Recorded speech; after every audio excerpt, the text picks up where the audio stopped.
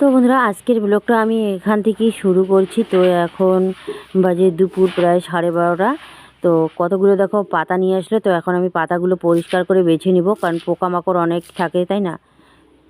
তো বন্ধুরা, এইদিকে আমি ঘুগনি সিদ্ধ বসিয়ে দিয়েছি, আর এখন আমি এই যে কারি পাতাগুলো তাড়াতাড়ি করে বেছে নিচ্ছি, কারণ এগুলো যদি আবার রৌদ্র পায়, হাওয়া বাতাস পায়, তাহলে কিন্তু তাড়াতাড়ির মধ্যে নষ্ট হয়ে যায়। তো সেজন্য এগুলো আগে বেচতে হবে, তারপর অন্য কাজ। আর আমার এইদিকে মাথাও ব্যথা শুরু করে দিয়েছে, কিন্তু কাজ না করলে তো আর হবে না। যখন উল্টে পড়ে যাব তখন কাটটা তখন দেখা যাবে, তাই না? তো হয়তো দেখে বোঝা যাচ্ছে না যে কতগুলো এখানে পাতা আছে, তাই না? তো ব্যাগের মধ্যে এনেছে ছোট ছোট করে ছিঁড়ে। তো এখানে কিন্তু অনেকগুলোই পাতা আছে, তো প্রায় এক সপ্তাহের পাতা আছে।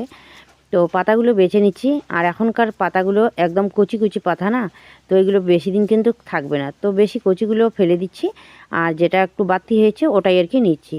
আর বেশি আর কি কচি কচি পাতাগুলো দিলে না পরে একটু কালো কালো হয়ে যায় বড়াটা। তো যাই হোক, এদিকে শরীরটাও খারাপ লাগছে, তবুও কিন্তু কাজগুলো আমাকে করতেই হচ্ছে। তাছাড়া কে করবে? বাড়িতে যেহেতু মাও নেই, মা যদি থাকতো মাই আর কি হয়তো বেছে নিত, আমি অন্য কাজ করতাম আর মা এগুলো কাজ করতো, তাই না? তো যাই হোক, তাড়াতাড়ি করে বেছে নিচ্ছে। আর এইদিকে আমার পাশে দেখো কতগুলো আলু আছে। মা নিয়ে এসেছে অনেক বড় বড় আলু। এগুলো কিন্তু চিপস ভালো হবে, মানে আলুর পাঁপড় যাকে বলে, ভালো হবে। তো এখনকার দিনে কিন্তু মানে চিপস শুকাইলে কী হয় বলো তো, একটু অন্যরকম হয়ে যায়, ড্যাম ড্যাম হয়ে যায়, ভালো হবে না। তো সেরকম রৌদ্রও নেই, আবার সেরকম মানে ইয়েও নেই। তো সেই জন্য আর কি এখন আমি পাঁপড়টা শুকাচ্ছি না। তো চৈত্র মাসের কয়েকটা দিন গেলে পরে না, তখন রোদটা একটু পুরো আর কি দিবে, ভালো হবে। তো ওই রৌদ্রের মধ্যে মানে আলুর চিপস শুকাইলে পরে ভালো হয়, এক রৌদ্রের মধ্যে শুকিয়ে যায়। তো সেই জন্য এবছর এখনও আলু চিপস কাটিনি। তো কয়েকদিন পর থেকে শুরু করে দিব। তো বেশি করব না। তো তো বন্ধুরা, আমি অনেকক্ষণ পর তোমাদের সামনে আসলাম। তো সারাদিন তো আর ভিডিও করা হয়নি, শুধু কারি পাতাগুলো বেছে নিয়েছি, তারপর আর কোনো কিছুই করিনি। আর আজকে রান্নাবান্নাও তোমাদের দাদাভাই করেছে। তো দেখো কতগুলো জামা কাপড়ও ধুয়ে দিয়েছে, কারণ আমার শরীরটা এতটাই খারাপ ছিল, কোনো কিছু করার মতো আমার শরীরে শক্তি ছিল না। তো সেজন্য আমি কিছুই করিনি। আর শেয়ার করতে চেয়েছিলাম, তো রাজকে বলেছিলাম যে তোমার বাবা রান্না করছে, একটু শেয়ার করো কাজগুলো করেছে। ওর বাবা বলছে যে না না না, এগুলো করতে হবে না। তো সেজন্য আর শেয়ার করা কিন্তু হয়নি। আর আমি তো একদম শুয়েছিলাম, কারণ মাথা ব্যথা এতটাই করছিল যে আমি আর থাকতেই পারছি না। কেন যে এরকম হচ্ছে জানি না। দেখো একদম কি অবস্থা হয়েছে আমার শরীরের। তো যাই হোক, কালকে তো ডাক্তার দেখাইতেই হবে, তাছাড়া আর কোনো উপায় নেই। ডাক্তার না দেখিয়ে কিন্তু আর আমি থাকতেই পারবো না, কারণ দুদিন পর পর এইদিকে মাথার যন্ত্রণা। তো আগেও একবার এরকম হয়েছিল। তো তখন মাথা ঘুরে তখন ডাক্তার দেখাইছিলাম। তো ডাক্তার বলেছে যে চোখের ডাক্তার দেখাইতে, কিন্তু অনেক টেস্ট করাইছিল ব্লাড। তো চোখের ডাক্তার আর কিন্তু দেখানো হয়নি। তো ব্লাড টেস্ট ঠিকই আছে, কোনো রকম আর কি অসুবিধা নেই। তো যাই হোক, কালকে হচ্ছে শুক্রবার, কালকে চোখের ডাক্তার বসবে, তার মধ্যে রাশিরও সুই আছে, যেতে তো হবেই। ওইদিকে আমারও ডাক্তারটা আর কি দেখাই দেবে। তো সেই জন্য আজকে যাইনি। তো ভাবছিলাম যে আজকে হয়তো কমে যাবে। কালকে ছিল একদম রাত্রিবেলা খুব একদম মাথা ব্যথা। তো ভাবছিলাম যে আজকে না হয় ভালোই হবে, দিনটা আর কি ভালোই যাবে, ওরকমটা হবে না। তো ডাক্তার দেখাইতেও গেলাম না। আর পরে দুপুরবেলা আর থাকতে পারছি না, রান্না কিভাবে করব? রান্না শুধু ঘুগনিটা সিদ্ধ করেই রেখেছি, আর ভাতের জলটা বসিয়ে দিয়েছি, তারপর আর থাকতে পারছি না। তারপরে ওর বাবাই সব কিছুই কাজ করেছে আজকে, জানো। শুধু আমি এই যে উঠানটা ঝাড় দিয়ে এই যে ঘুমিয়ে পড়েছিলাম, ঘুম পাচ্ছি, তবুও দেখো আরও ঘুম পাইছে আমার।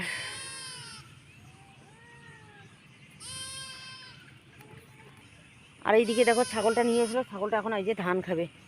এত খরচা জানো, এই শুধু ধান খেতে চায়, ধান খেতে চায়। আয় ধান খাস না, আমাদেরই ধান, আমাদেরই ছাগল।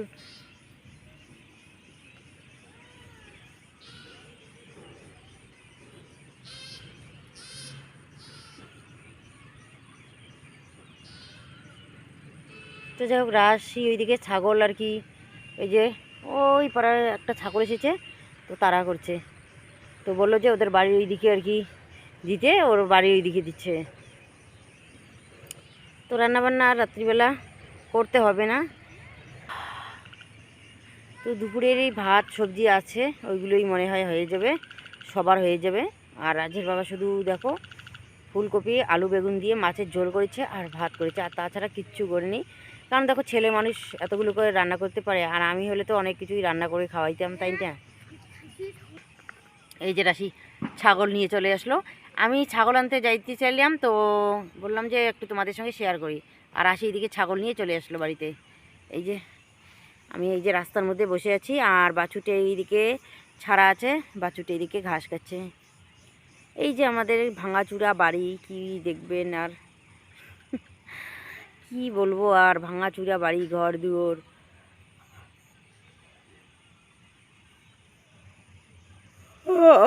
সেই ঘুম পাইছে আরও। এইদিকে দেখো ধান বাড়ি, ওইদিকে ধান বাড়ি, ভুট্টাগের বাড়ি, এইদিকেও ধান বাড়ি, আর মাঝখানটায় বাড়ি। আরে আমরা ভাবছিলাম যে এই যে আম গাছটার মধ্যে না আম হবে, তো দেখো এখন নতুন পাতা গজাইছে, আর এবছর আম হবে না।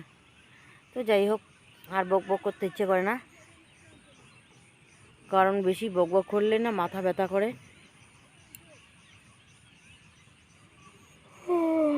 আর থাকতে পারবো না, আমার ঘুমাইতেই হবে। তো ঠিক আছে, তাড়াতাড়ি করে সন্ধ্যা প্রদীপটা দিয়ে দেখো আমার ঘুমাইতেই হবে, তাছাড়া আমি থাকতেই পারবো না সত্যি। এই যে মাথা ব্যথাও শুরু করেছে, আর ঘুমও পাইছে, প্রচণ্ড ঘুম পাইছে। শরীরটা খারাপ হলে পরে এইরকম ঘুম পায়, আর বেশি ঘুম পাইলে কিন্তু অসুখ দেখে, মানে অসুখ বিসুখ আর কি হয় বাবা। তো ঠিক আছে, চলে যাই সন্ধ্যা প্রদীপটা দিয়ে নিই। তো বন্ধুরা, এদিকে রাশি বই পড়তে বসে পড়েছে, কারণ আমার শরীরটা তো ভালো না, তবুও ওকে বই পড়াইতেই হচ্ছে, কারণ ওর পরীক্ষা আছে। স্কুলের পরীক্ষা হচ্ছে 3 তারিখ থেকে শুরু, আর প্রাইভেট পরীক্ষা আছে পরশু দিন, তাই না? পরশু দিন কিংবা শনিবার। বাংলা আর ভাষা চর্চা, বাংলা হজবরলা। তো পরীক্ষা হয়েছে আজকেও নাকি। তো যাই হোক, ও এখন এই যে পড়াশোনা করছে, আর আজ এইদিকে শুয়েছে। তো ওই যে আমার ঘুম পাইছে, শুধু ঘুম পায়। এখনও কিন্তু 9টাই বাজে নেই, 8:30 বাজে, ঘুম পায়। এত যে ঘুম পাচ্ছে, আসলে শরীরটা ভালো না, তবুও রাশিকে এইদিকে দেখিয়ে দিচ্ছিলাম। তো মাথায় একটু তেল দিতে হবে, না দিলে আবার মনে হয় থাকতেই পারবো না। তোমাকে একটু বই পড়ে আমার মাথায় একটু তেল দিয়ে দিও, হ্যাঁ? তাছাড়া কিন্তু আমি পারবোই না থাকতে, সত্যি খুব মাথা ব্যথা করছে। তো কালকেও মাথা ব্যথা, আজকেও দেখো কি মাথা ব্যথা করছে। তো কালকে ডাক্তার দেখাইতে হবে।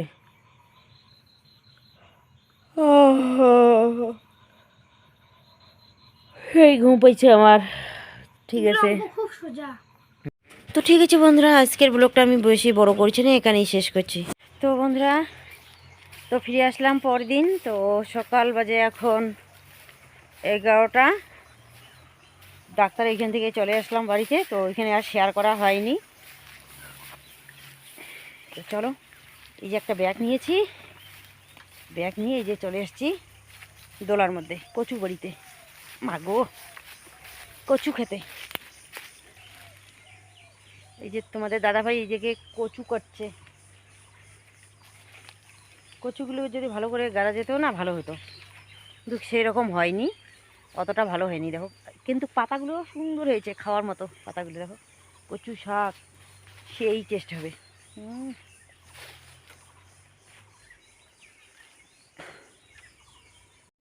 এই যে আমি চলে এসেছি দোলার মধ্যে শাক তুলতে। তো চলো দেখাই আমাদের শাকগুলো কেমন হয়েছে। যে আমাদের হচ্ছে পাট শাক, আর এই যে ডাঁটা শাক, দেখো কত সুন্দর হয়েছে, তাই না? তো আরও ভালো হইতো, কিন্তু সবগুলোই কি হয়েছে বলো তো, এই দিকটা আছে, আর ওই দিকটা যে আছে না, ওই দিকটায় ষাঁড় গরু এসে একদম শেষ করে দিয়েছে। আর এগুলো হচ্ছে ঢেঁড়সের গাছ, এই যে ঢেঁড়সের গাছ, এই যে ঢেঁড়সের গাছ, শাকবাড়ির মধ্যে এই যে ঢেঁড়স লাগানো হয়েছে। পরশুদিন তার আগের দিন ষাঁড় গরু এসে একদম শেষ করে দিয়েছে, জানো। তো 2 একটা ডাঁটা শাক নেওয়া যাবে, তাছাড়া বেশি নেওয়া যাবে না, কারণ এখনও সেরকম বড় হয়নি খাওয়ার মতো। তো দেখো এই যে শাকগুলো, এগুলো আমি তুলবো। এটা শাকের নাম হচ্ছে শান্তি শাক। আর এই যে শাকটা দেখা যাচ্ছে, এই গাছটা যে দেখা যাচ্ছে না, এটাকে বলে ক্যাতা শাক। এই দেখো, ক্যাতা শাকের গাছ আর শান্তি শাকের গাছ প্রায় একই রকমই দেখা যায়। এই যে অনেকটা জায়গা নিয়ে আর কি হয়। তো এই যে এগুলো আমি তুলে তুলে নিব। দেখো কত সুন্দর, একদম সেই সুন্দর। এই যে ক্যাতা শাক আর শান্তি শাক। তো চলো দু একটা ডাঁটা শাকও তুলে নিই। এই যে ডাঁটা শাক, পাট শাকগুলো সেরকম হয়নি। এই যে এই শাকটা কিন্তু নেওয়া যাবে, কারণ এই শাকটার জন্য এই যে ভেন্ডির গাছটা মানে ঢেঁড়সের গাছটা ভালো হবে না। তো এই শাকটা তুলে নিব। তো যাই হোক, চলো ঝটপট করে কিছু শাক তুলে নিই। এই যে শাকগুলো তুলবো।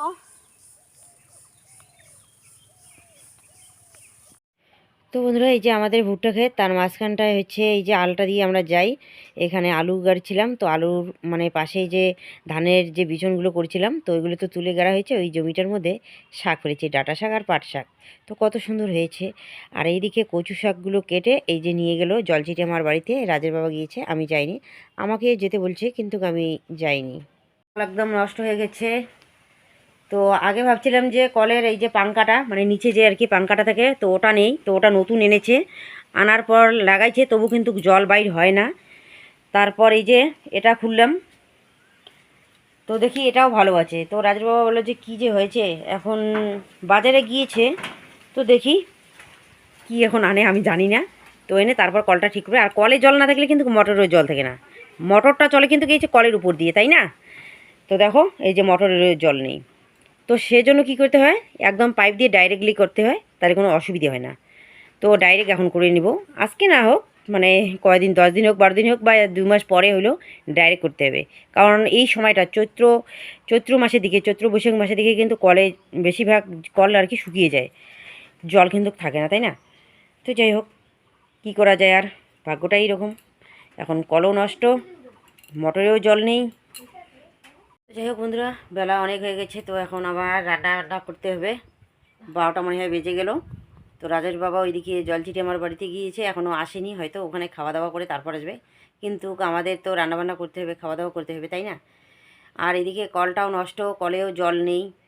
তো মোটরটা ছাড়া হয়েছে, ওইখান থেকে জল এনে রান্নাবান্না করতে পারতাম, কিন্তু এখন কারেন্টও চলে গেছে। এইখানে মানে মোটরের ওইখানেও জল নেই। এখন কোথা থেকে যে জল আনবো, হয়তো ডিঙ্কেদের বাড়ি থেকে জল এনে তারপর আমার রান্নাবান্না করতে হবে।